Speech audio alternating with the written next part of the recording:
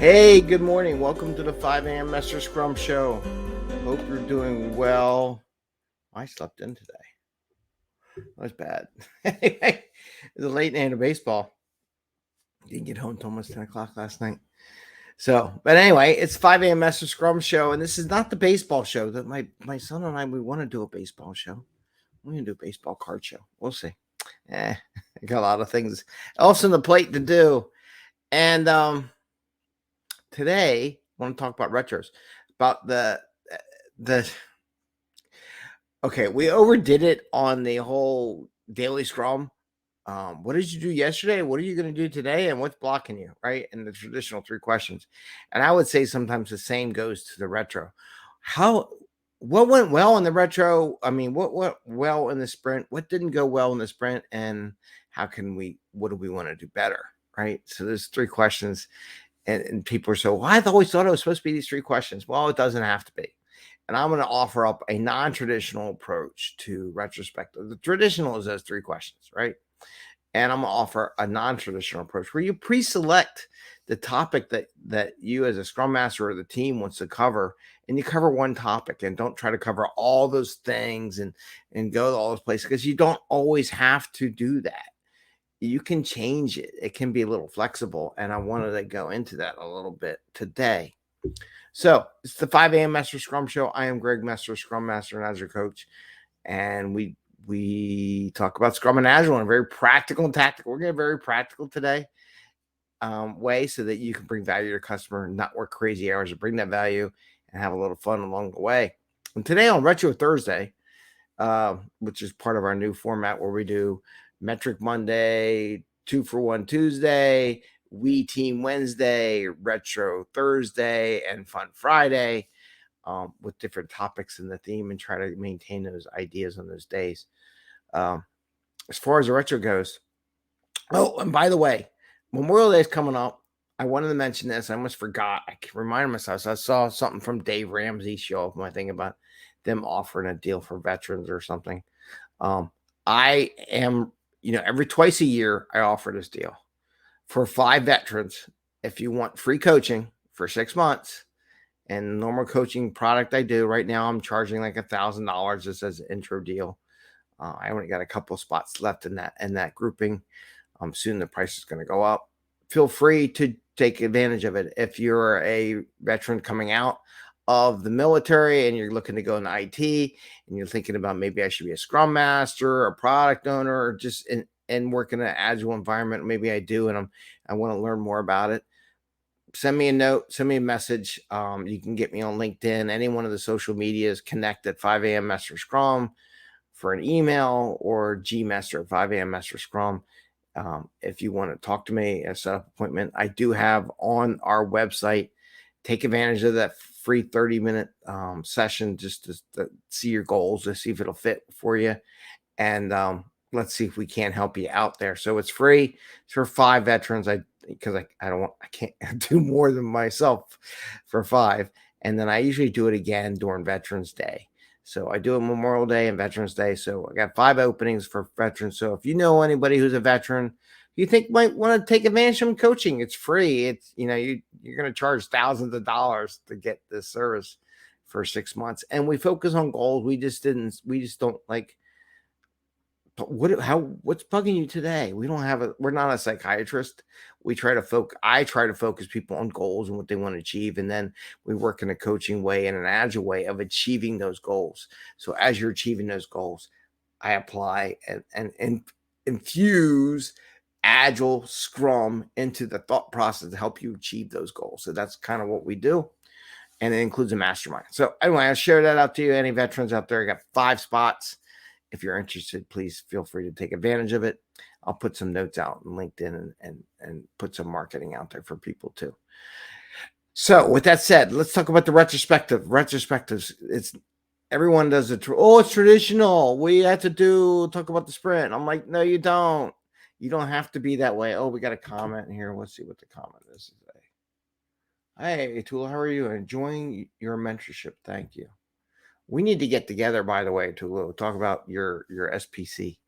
So reach out to me and see if you're up for going again. And I help people all around the world. There. You know what? I could show. Let's show this. There you go. Thanks, Coach. You're welcome. So, in the retrospective part, one of the things I do every once in a while as a Scrum Master and as a coach, I see areas where teams could really do, or I see something that they're producing as a group that would be very valuable for the team. And sometimes as a servant leader, it's a tricky thing to do because you're stepping into it now. You're really going into it versus letting the team decide and self-organize on how they want to do it. But I might pick a topic, let's say definition of done, or I can pick a topic like the workflow is not working, right? Something's not doing it. Something's not jiving on the team. And I'm noticing it because that's your job. Your job is to know flow, metrics, not just metrics, the mechanics behind the working of a team. And sometimes you'll see stuff in there that's just not gelling. It's okay to say, look, I've been observing this as a Scrum Master, as someone who's in the agile, as watching teams. And I really think the team could benefit from retrospecting on this single topic. And you can offer that up. Now you're asking for permission. Now you notice how I did that. Asking for permission. Most of the time they just say, sure. Unless they really want to do something different. But most of them kind of cave to it and everything. So it's a delicate balancing. You're now not just their buddy. You're kind of like, you're guiding them along the way like a manager should be, to be honest with you, in their skill sets. So you're working on this particular skill set. So you can focus on a particular retrospective. Now, why I do this, because here's my thing. If we do the whole what went well, what went bad, what do you want to improve, you're like all over the planet. Sometimes it's nice just to focus in on a particular topic so you can get something done, achievable, and make agreements on what the path forward is in there. If you don't give yourself enough time and you do all that broad stuff, you're never going to get to that single track idea. Now, one of the things I teach is kind of like a systems thinking approach where, and I saw a post about the 2 diamonds. It's a 2 diamond approach where at first here's a problem, explore the problem, right? Explore it around, do fishbone diagram, 5 whys, and you grow input from all the team about the problem you're observing and see if they have any feedback or what they thought about the problem, what they're observing it. Then you condense down to say, okay, of all these things, what thing do we want to work on the next sprint that will fix that? Okay, fine. You pick the one thing. So now the diamonds come together. Then you expand again. What are all the things we can do to fix that problem, right? Then you can, and that's the second diamond. You're expanding, you're talking about, and then you pick on what solution do you actually want to implement in solving the problem that you observed. Sometimes it's okay to do that, right? And just focus on one thing. And I think it's beneficial when you're really trying to teach them and learning. And if you don't want to create meetings for everything that goes along the path, right? So you just want to pick, you have different meetings all the time, but sometimes you just retro on one thing. So I wanted to share that with you, give you some confidence in that, and say it's okay, right? And this is not like what's in the classes and all and the certification, but it's okay to do it. You want to grab everyone's thought process and grab that because you want to have them feel. But sometimes as an agile coach, as a Scrum Master, as someone who works in this area, if you really identify an area that really could use a good solid retrospective on, it's okay to do it. Now, just for permission and develop a facilitated situation to design a discussion that allows for everyone to participate in the discussion. Don't pick one topic that only one person in the team can talk about, right? So I wanted to share that with you as a different non-traditional retrospective approach because we really don't want to add more meetings to the day, right? And in Scrum, you theoretically only have these. If you can improve one thing and you pick on that and improve it, that's what Scrum's about too, right? Getting a process improvement, getting better at what we do, and improving. and taking on next one. So I wanted to share that with you. And again, it is Retrospective Thursday, so I want to talk a different way of taking on a retrospective. That's not your traditional. Let's make a 4-box thing or my little sailboat or anything like that. But I wanted to share that with you. And again, remember, veterans, I got 5 free coaching spots. Tulu was nice enough to say he enjoyed the mentorship and the program we have. So hopefully you'll take advantage of it.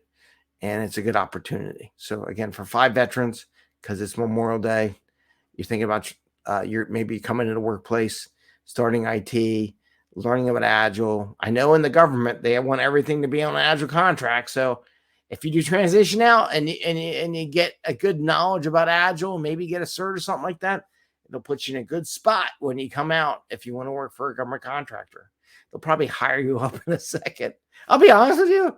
If I was a veteran coming out of the military and I got my cert, if you didn't already get them in the military now, I'm surprised they don't give them to you, and get enough knowledge that will get you in between being a veteran and having Agile knowledge, because every contract out of the government now in the IT world requires Agile, you'll get hired.